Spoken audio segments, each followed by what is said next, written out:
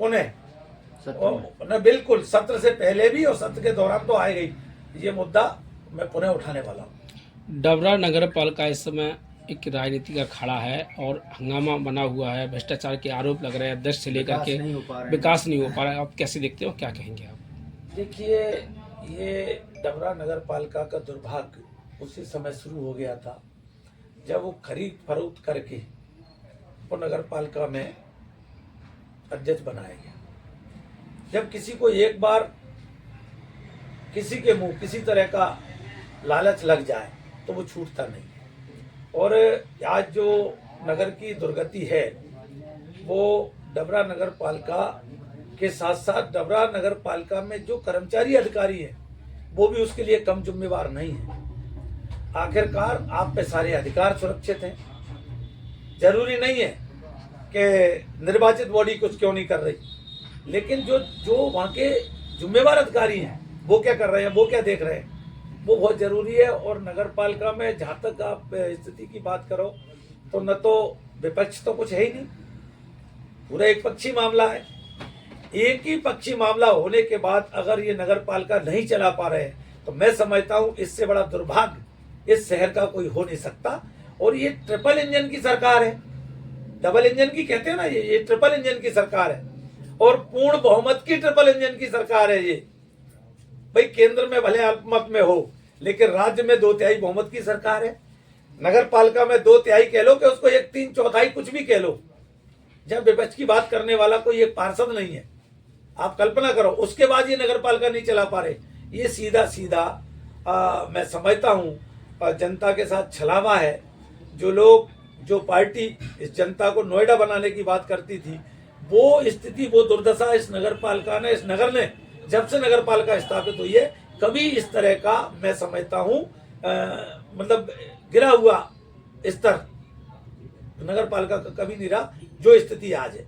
2027 में नगर पालिका के चुनाव होने जाने हैं, ऐसे में कांग्रेस किस तरह से चुनाव लड़ेगी और क्या अपना अध्यक्ष बनाई? मैं समझता हूँ जनता ने बहुत अवसर दे दिए भाजपा को और इस बार जनता देख भी रही और मैं समझता हूँ जनता इसका मकबूल जवाब बैलेट से देगी आने वाले समय में। निश्चित रूप से एक अवसर अगर कांग्रेस को मिला तो हम करके दिखाएंगे कि वाकई में नगर का विकास नगर सरकार कैसे कर सकती है। विधायक जी, लांच लेदोरा पुल अधूरा पड़ा हुआ है जबकि उसके संग में जो सेवड़ा का पुल धराशायी हुआ था उसका उद्घाटन मुख्यमंत्री कर सकते हैं, क्या कहेंगे आप इसको? देखिए, मैंने सदन में ध्यान आकर्षण के माध्यम से और शून्यकाल के माध्यम से दोनों माध्यम से मैंने ये मामला उठाया है और व्यक्तिगत मंत्री जी से मिलकर मैंने इस परिस्थिति से उन्हें अवगत कराया और मैं समझता हूँ मंत्री जी बहुत उदारवादी है। उन्होंने जो व्यक्तिगत मुझे आश्वासन दिया, उन्होंने कहा ये तो बहुत गलत है और किस तरह ये हुआ है और ये तो नहीं होना चाहिए था, क्यों छूट गया। निश्चित रूप से उसको हम पूर्ण कराएंगे और इसमें कोई दो राय नहीं, ये बहुत महती अवस्था है।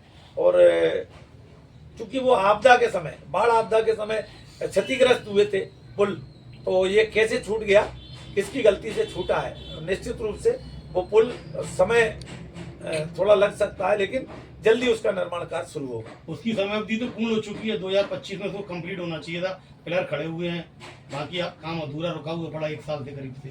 मैंने कहा ना आपको कि ये जो मामला है अपन जब उसको लाए सरकार के संज्ञान में तो निश्चित रूप से सरकार ने आश्वासन दिया है, आश्वस्त किया है विशेषकर मंत्री जी ने कि नहीं मैं इसको दिखवाता हूँ और जो 10 करोड़ की राशि उसमें लगभग बताई है कि इस कारण से ये अधूरा छूटा है। तो ये क्या कारण रहे निश्चित रूप से और हम अब लगातार उसको मॉनिटरिंग भी करेंगे। मैं समझता हूँ कि अब समय तो निकल गया लेकिन कम से कम वो पुल बन जाए। ठीक। क्या कुछ रहा उन मुद्दों का हल, क्या निकला? देखिए, मेरा सबसे प्रमुख मुद्दा था कन्या महाविद्यालय। कन्या महाविद्यालय को लेके हालांकि मंत्री जी का जवाब जिस तरह का उम्मीद थी उस तरह का नहीं आया, लेकिन उन्होंने ये कहा कि हम इसके दूसरे विकल्प पे विचार कर सकते हैं। तो कन्या महाविद्यालय डबरा को मिले ये मेरी पहली प्राथमिकता है। दूसरा, मैंने ध्यानाकर्षण और शून्यकाल के माध्यम से डबरा हमारा जिला बने सारी आहारताएं डबरा रखता है कि जिससे डबरा को जिला बनना चाहिए। और मैं समझता हूँ डबरा अगर जिला बनेगा तो जो मूलभूत समस्याएं हैं जो वाकई में नहीं मिल पा रही वो स्वतः ही डबरा को मिलने लगेंगी। ये हमारे लिए बड़ा मुद्दा था और ये ज्वलंत मुद्दा एक लंबे समय से इसकी मांग भी है डबरा में। तीसरा मुद्दा था डबरा की दुर्दशा को लेके।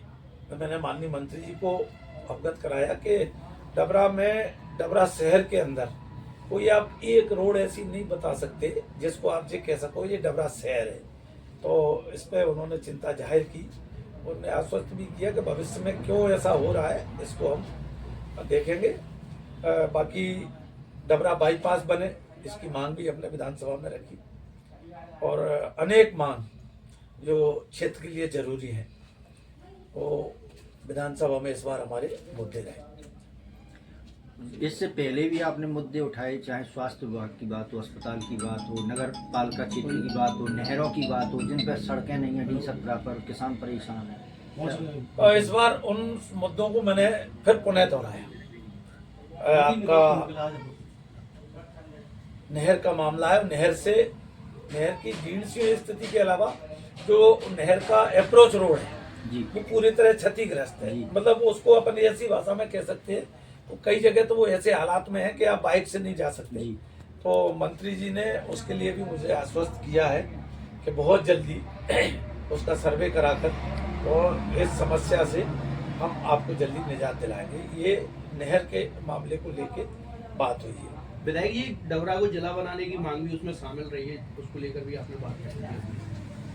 नहीं, निश्चित रूप से मैंने सरकार से ये भी पूछा कि क्या डबरा को जिला तो आप बनाओगे, क्या चुनाव के ठीक 6 महीने पहले बनाओगे या 8 महीने पहले बनाओगे या नगरपालिका चुनाव आने वाले उस दौरान घोषणा करोगे?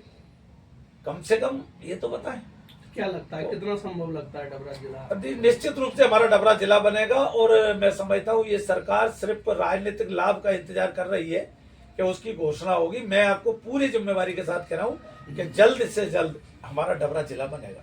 आपने एक बड़ा मुद्दा उठाया था कि जिले में उप निरीक्षकों से थाने चलवाए जा रहे हैं। मैं आज भी उस बात पर कायम हूँ और उसके मैंने सबूत भी दिए हैं। लेकिन मंत्री जी का जो जवाब आया है सदन में वो जवाब पूर्णतः असत्य है और सच्चाई से परे है। सच्चाई यही है कि आज भी कई थाने मलका उनको इन शब्दों में अगर कहें कि नगर निरीक्षकों की जगह उनके जो अधीनस्थ अधिकारी होते हैं ऐसा स्तर के वो चला रहे हैं और वो कैसे चला रहे हैं उसका जीता जागता उदाहरण है।